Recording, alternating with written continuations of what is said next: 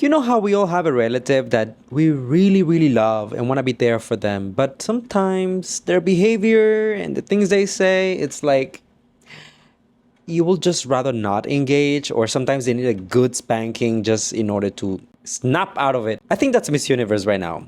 Right about now. There's a lot going on. Actually, as you can see, your boy is back in the Philippines. I just came back home from Mexico. I'm wearing my pajamas because that trip was something.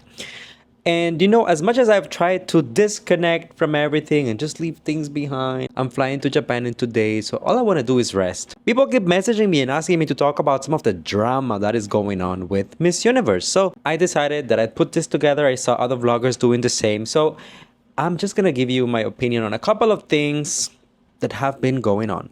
I know you guys love the chismes. You love the drama. I do also, a little bit.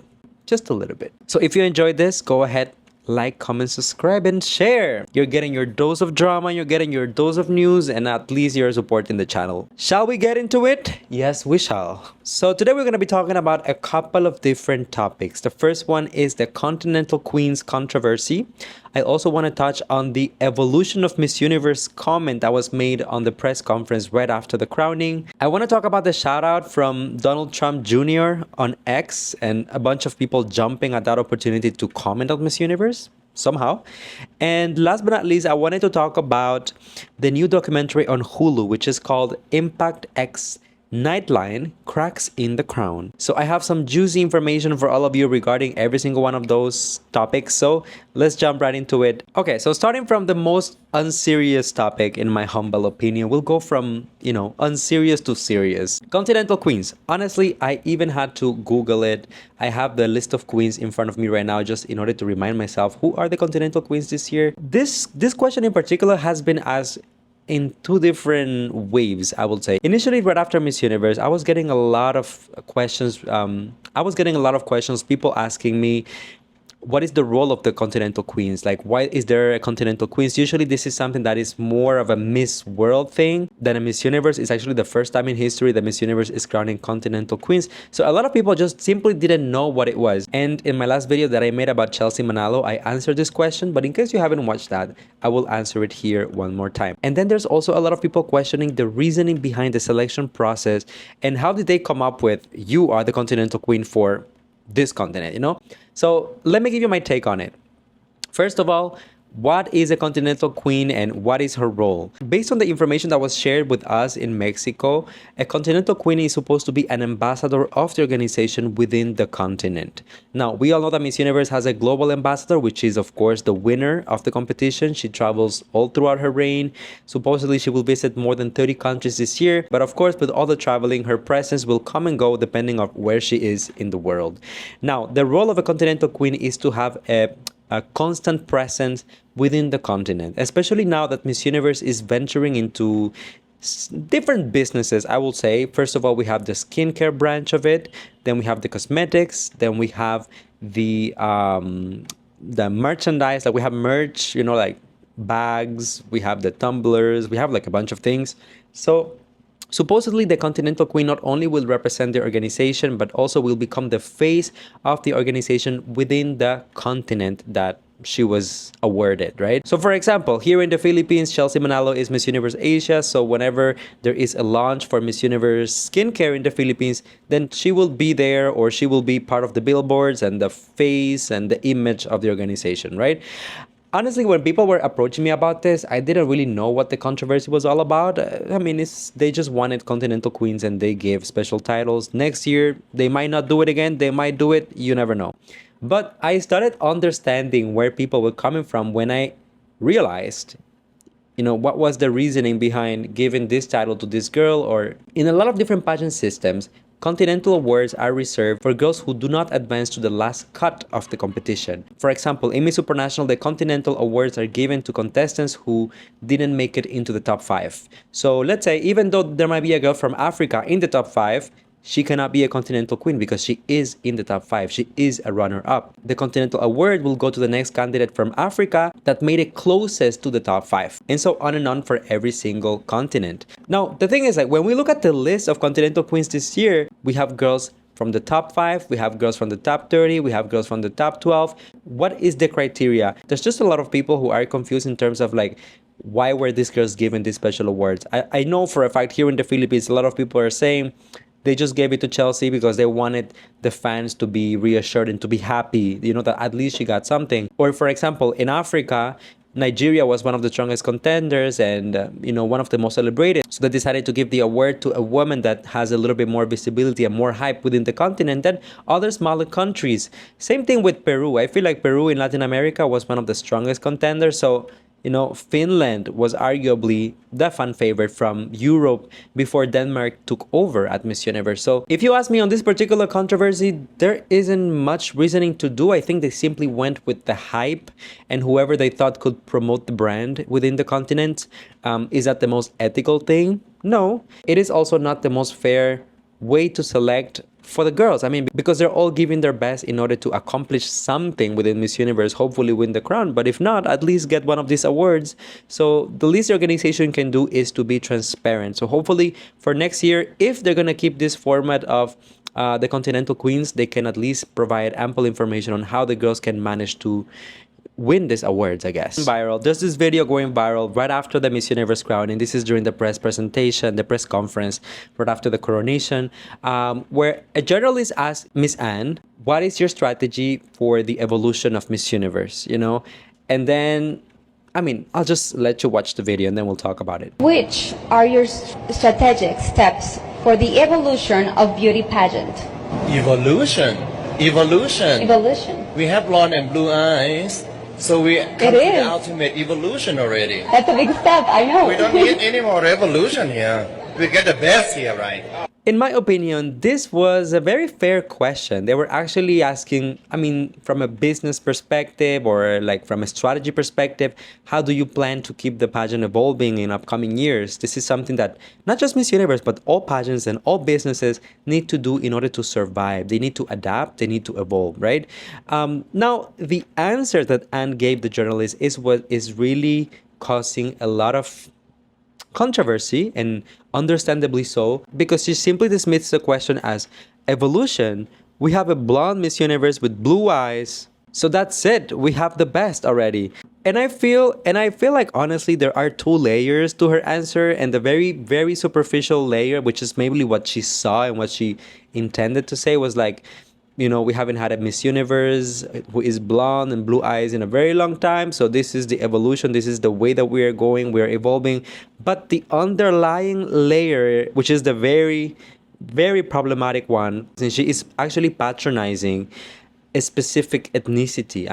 White, blonde, blue eyes, and saying that this is the evolution of Miss Universe. We have the best, which is problematic in so many ways. Miss Universe as a platform for empowerment and female representation and visibility, and to give them a voice about their issues, shouldn't be promoting a specific look or a specific ethnicity, because automatically it kind of dismisses everyone else.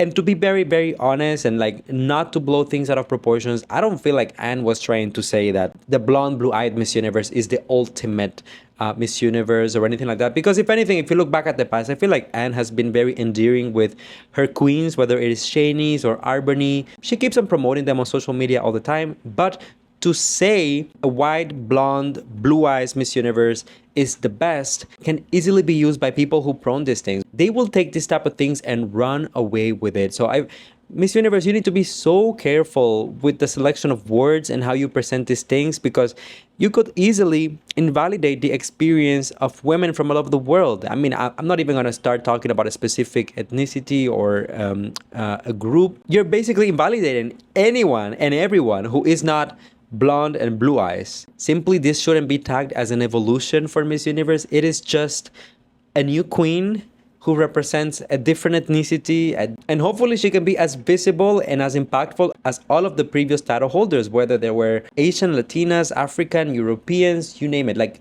skin color, hair color, eye color shouldn't be a thing. What really bothers me with this is that there is an underlying, not so underlying actually, there is a prominent layer of racism attached to this type of comments, and instead of fighting it, they were kind of like dismissing it and just playing along with it. So This is the type of things that, in my opinion, could cause the downfall of an organization such as Miss Universe if they're not being careful, because these type of things don't go unnoticed. And these are the type of comments that fans just do not forget, and they do not let go, and they will hold you accountable for it, regardless of how many times you rebrand and how many times you come up with new concepts and new fancy words to frame the pageant. If the core values of it are not uplifted and respected, this could be easily the downfall. Whew, yeah, this got me sweating for reals. All right, moving on to the next topic. I wanted to talk about the whole Twitter or X.com uproar right after the Miss Universe competition. And for a moment, I had to double check and really zoom in on the photos that were being shared, because there was a shout out from Donald Trump, but not the Donald Trump who owned Miss Universe a couple of years ago, but Donald Trump Jr. In a tweet, he shared, "Biological and objectively attractive women are allowed to win beauty pageants again.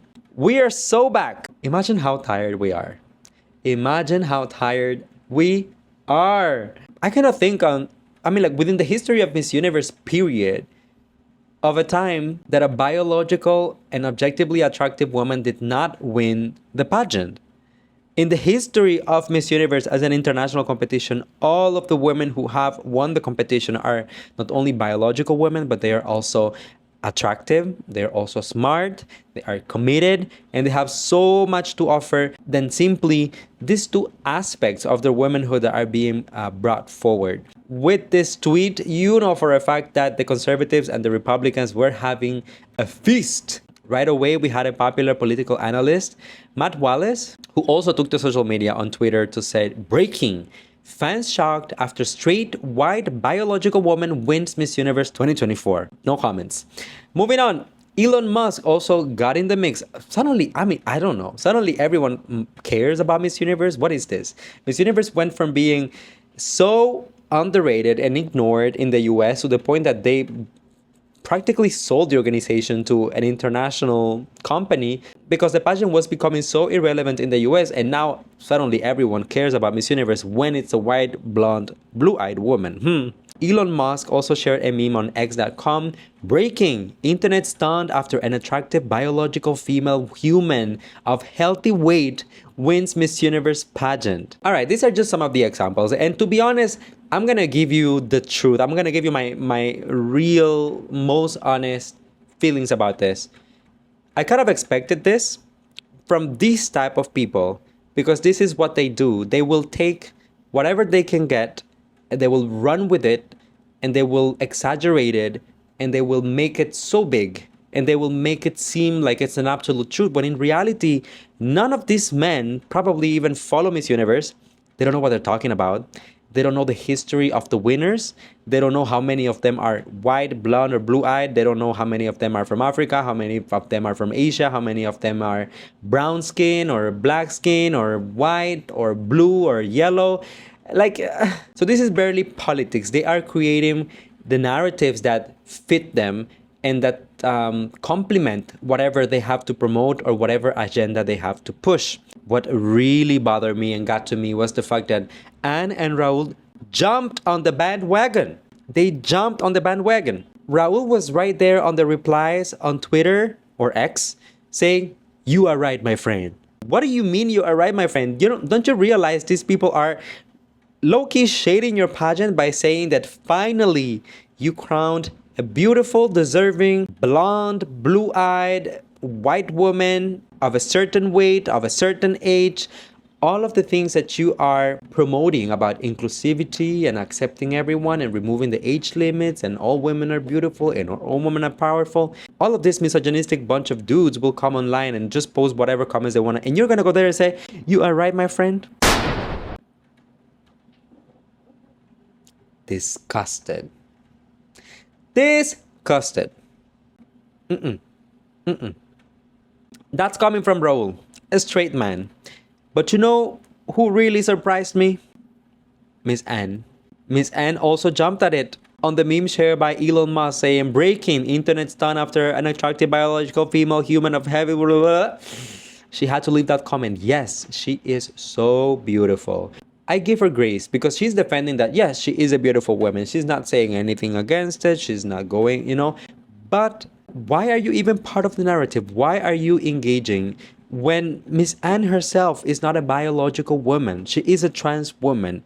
Why is she trying to get along with this group of men who wouldn't recognize her if she was in front of them? They will not accept the fact that she is a woman. Why are we giving these people a platform? Why are we showing them that we appreciate whatever they have to say about the pageant when clearly they don't understand the mission, the vision, and the values of the organization, and when clearly they haven't followed the competition just to understand that whatever they're saying and whatever narrative they're putting out there is simply false? All of the winners of Miss Universe up until now have been biological women. All of them are objectively beautiful and attractive. All of them are smart. All of them are accomplished. All of them had some sort of impact within their communities and within the pageant fan base. Regardless if it's big or small, every single one of them made history for a reason. Why are we giving these dudes a platform?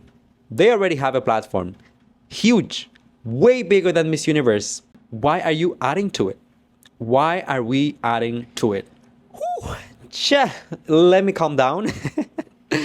All right, the last topic is the new documentary on Hulu, which is the Impact and Nightline Cracks in the Crown. And I mean, I'm just going to talk about this briefly because a lot of you have been messaging me about it and wanted me to pronounce myself about it. And here's the truth. I haven't watched the documentary yet. I don't know what it's all about. I was contacted to be part of it, but I declined to be part of it because simply the tone of the emails and the communications seemed to be a little bit pointed. And I felt like these people didn't really have the best interest at heart. I felt like they might have wanted a little bit more of controversy type of thing that rather having like an objectively precise journalistic approach, So my content was not used. I never really made it into the documentary. I haven't watched it yet, so I don't know exactly if that's the approach. I know that there are other creators who actually are within the documentary. I'm not saying that they are, whatever. More power to them if they went for the opportunity. I was just not really so on board, and I was so busy when it happened. So I mean, like, honestly, just not into it. There are a lot of allegations going on regarding even fraud of, the fee for the host country being in Panama and a lot of these things. I know that Miss Universe is currently defending themselves, which means that this is something big for them. Otherwise, they just wouldn't acknowledge it. I saw that Miss Anne was posting something about the lawyers and the social media team talking about it on her Instagram. You can go and check it out. But it seems like it is at least bothering them to some extent. And I hope that they can clarify, that they can come out clean about this entire topic because the allegations are quite harsh. Stealing money from the person who made a down payment to allegedly have Miss Universe in Panama. So maybe when I watch the documentary and I know more about it, I will make a little bit of a video about it just to give you some of my thoughts. But for now, this is what I have. Let me know down below, what do you think about all of these controversies and things going on? And I don't know how you feel about it. I personally have had enough. I am ready to just be home, wear my pajamas, and go to Japan in 2 days. And Miss Universe, if you were that family member of mine, you will get a good spanking because, I love Miss Universe. Don't get me wrong. I want this brand to thrive. I want them to do well. I want them to uplift their core values, their mission and vision. Right now, I don't feel like it's being done properly. That doesn't mean that I want to bring them down or that I want to destroy them. That's why I didn't take part in the documentary. But I do want them to do better. We deserve better. The girls deserve better. And, if we want the brand to survive and thrive for years to come, you must do better. Okay? See you next time.